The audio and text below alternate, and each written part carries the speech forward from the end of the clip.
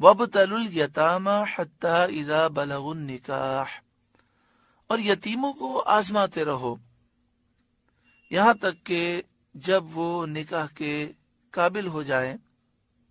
فَإِنْ آنَسْتُمْ مِنْهُمْ رُشْدًا، تو اگر تم ان کی سمجھ ٹھیک دیکھو، فَادْفَعُوا إِلَيْهِمْ أَمْوَالَهُمْ، تو ان کے مال انہیں سپرد کر دو۔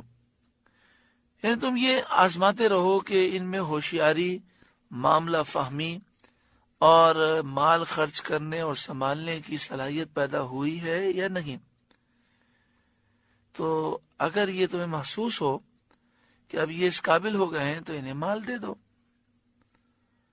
وَلَا تَأْكُلُوهَا إِسْرَافًا وَبِدَارًا أَن يَكْبَرُوا، اور انہیں نہ کھاؤ حد سے بڑھ کر، اور اس جلدی میں نہ کھاؤ کہ کہیں بڑے نہ ہو جائیں۔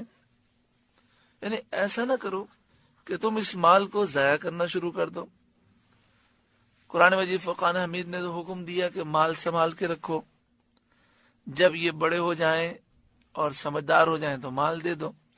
تو ایسا نہ کرنا کہ تم اس مال کو ضائع کرو، کھا جاؤ اور جلدی جلدی کھاؤ کہ ان کے بڑے ہونے سے پہلے میں ختم کر دوں۔ وَمَنْ كَانَ غَنِيًّا فَلْيَسْتَعْفِفْ، اور جسے حاجت نہ ہو وہ بچتا رہے، یتیم کا مال کھانے سے وہ بچے۔ وَمَنْ كَانَ فَقِيرًا، اور جو حاجت مند ہو، فَلْيَأْكُلْ بِالْمَعْرُوفِ، وہ بقدر مناسب کھائے۔ معنی یہ ہے کہ جو شخص یتیم بچے کی کفالت کر رہا ہے تو افضل تو یہی ہے کہ وہ فی سبیل اللہ کفالت کرے، افضل تو یہی ہے کہ وہ اللہ کی رضا کے لیے یتیم بچے کی سرپرستی کرے۔ لیکن اگر کوئی شخص اس پر اجرت لینا چاہے اور وہ غریب شخص ہے، حاجت مند ہے، تو وہ اس کفالت پر اور اس کی پرورش پر اجرت لینا چاہے تو شریعت اس کی اجازت دیتی ہے کہ یتیم کے مال میں سے وہ اپنی اجرت لے سکتا ہے جو وہ یتیم کی خدمت کر رہا ہے۔ لیکن فرمایا وَمَنْ كَانَ فَقِيرًا فَلْيَأْكُلْ بِالْمَعْرُوفِ، اور جو فقیر ہو، حاجت مند ہو، وہ بقدر مناسب کھائے۔ تو چاہیے کہ وہی لے، دوسرا شخص یتیم کے مال میں سے اجرت نہ لے۔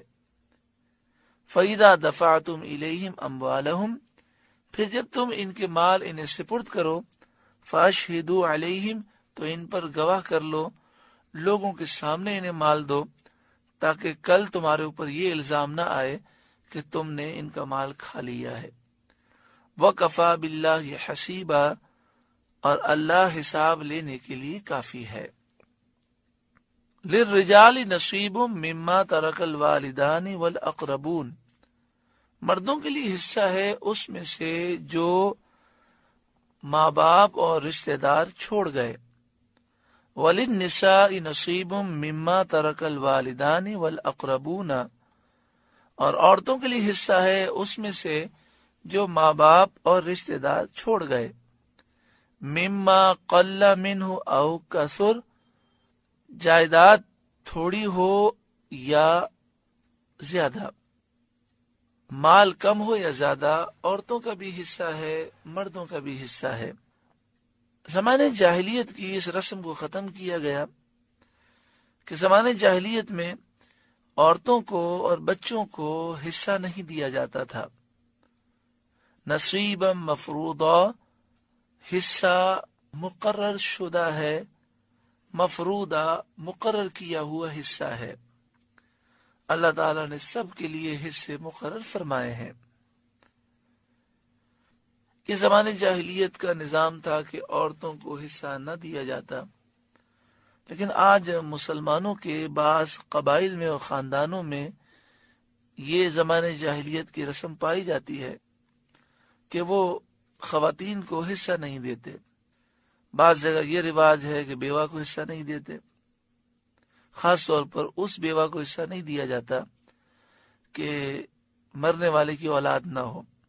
مثلا صرف شادی ہوئی اور 2-4 مہینے کے بعد شوہر کا انتقال ہو گیا تو بہت سے خاندانوں میں ایسی بیوہ کو کچھ بھی نہیں دیا جاتا۔ حالانکہ شرعی مسئلہ یہ ہے کہ جیسا کہ اگلے رکوع میں ہے کہ اگر کسی مرد کا انتقال ہو اور اس کی اولاد نہ ہو تو اس کی بیوہ کو اس کی جائیداد میں سے 25% جائیداد بیوہ کو دی جائے گی، لیکن لوگ نہیں دیتے۔ اسی طرح کسی کا انتقال ہو جائے تو اس کے بیٹوں کو جائیداد دی جاتی ہے، لیکن بیٹیوں کو محروم کر دیا جاتا ہے۔